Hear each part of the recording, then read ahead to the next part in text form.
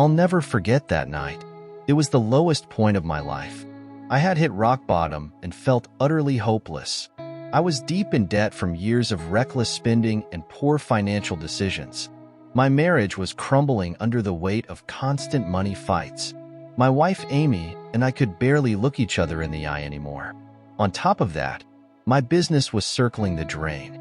I had poured my life savings into opening a construction company, but jobs were drying up. The housing market crash of 2023 decimated the industry.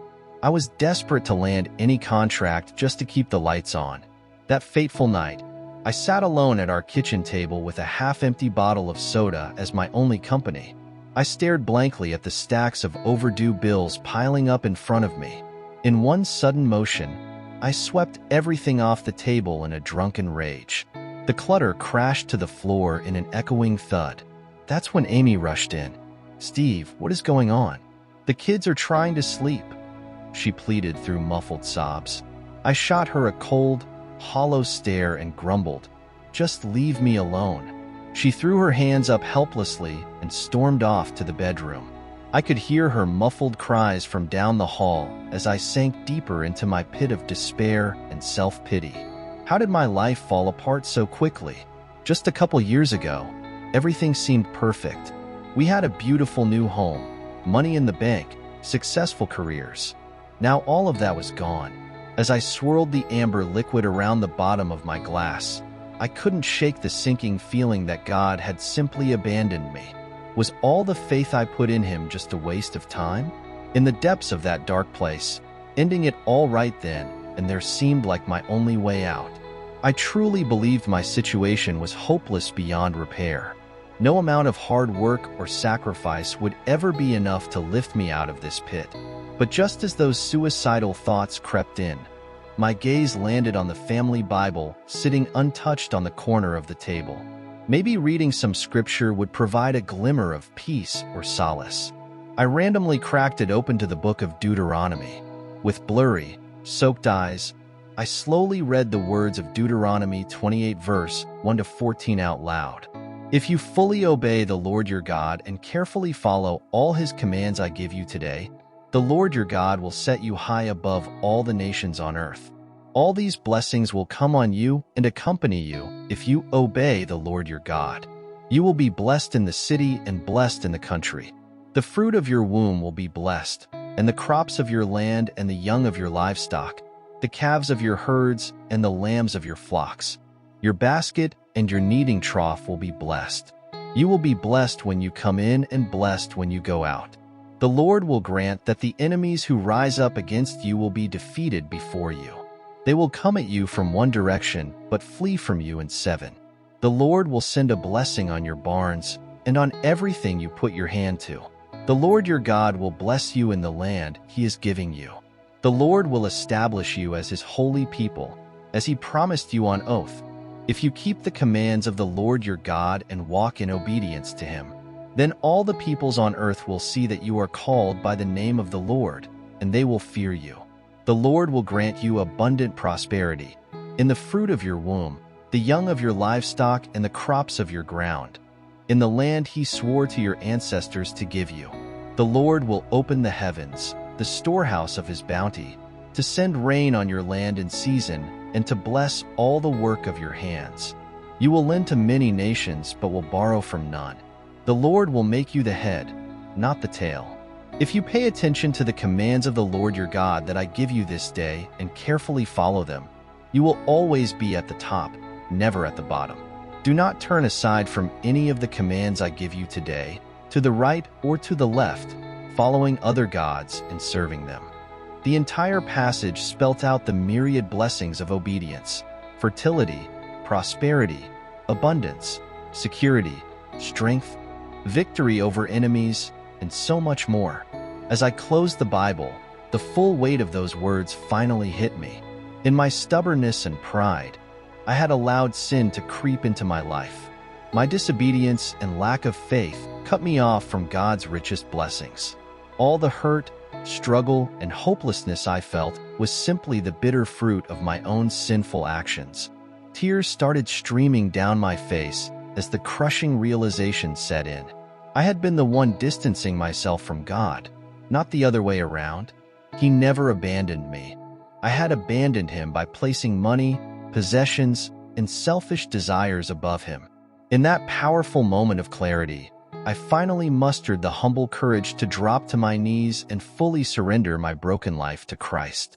In a torrent of tears, I cried out, "God, please forgive me for my disobedience. I've turned my back on you and tried to find fulfillment in all the wrong places. I now realize I can only experience true blessing by following your ways." As I continued to pray and pour out my repentant heart, I felt a supernatural peace wash over my soul. The weight of sin, shame, worry, and fear that had been consuming me for so long suddenly lifted. Like a rushing river of joy and relief coursed through my being. Right then, I made a solemn vow to fully submit to God's will and walk in humble obedience each day moving forward. No more placing money, career, or selfish pursuits above honoring him. I knew following his commands wholeheartedly would honor him and open the floodgates of blessing in my life.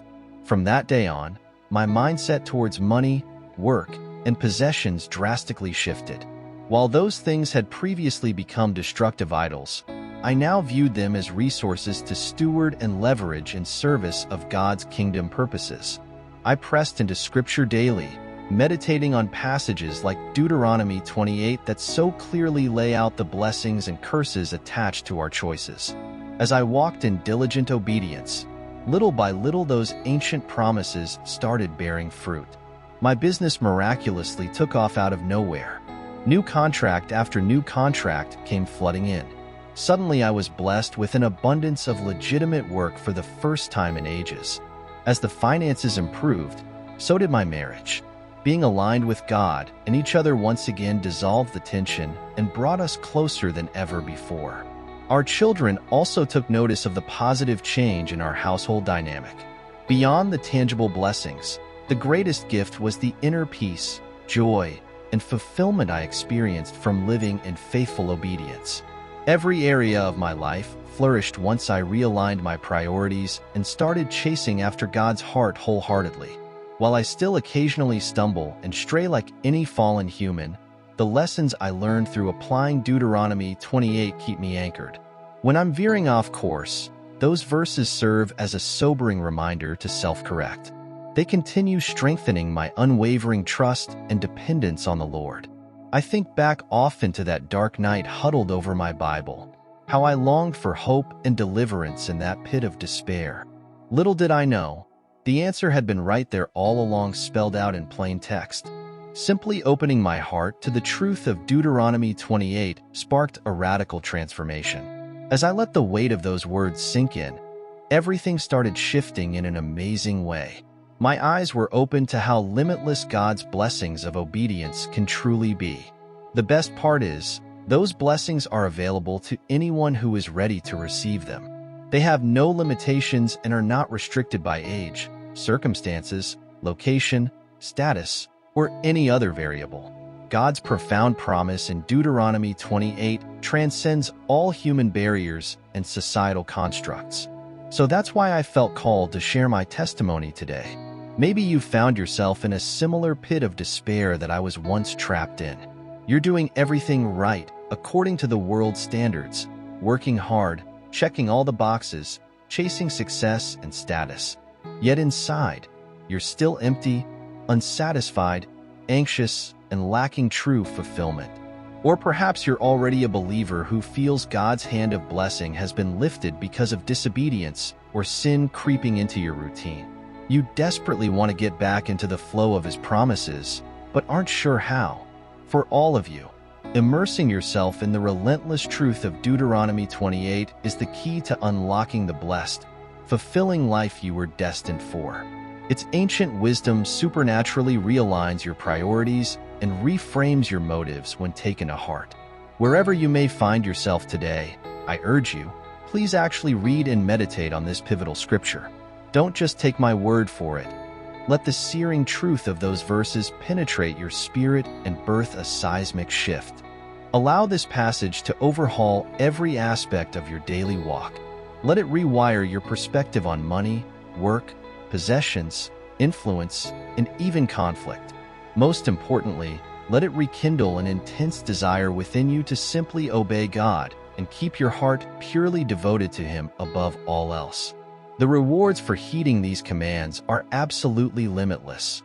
I'm living proof that making the Deuteronomy 28 choice leads to a radically blessed life filled with unshakable peace, joy, abundance, power, and purpose, all rooted in the soil of faithful obedience. Subscribe to our channel today for more life-changing biblical wisdom. Join a community of believers getting regularly equipped with the spiritual keys to activating all of heaven's blessings on earth.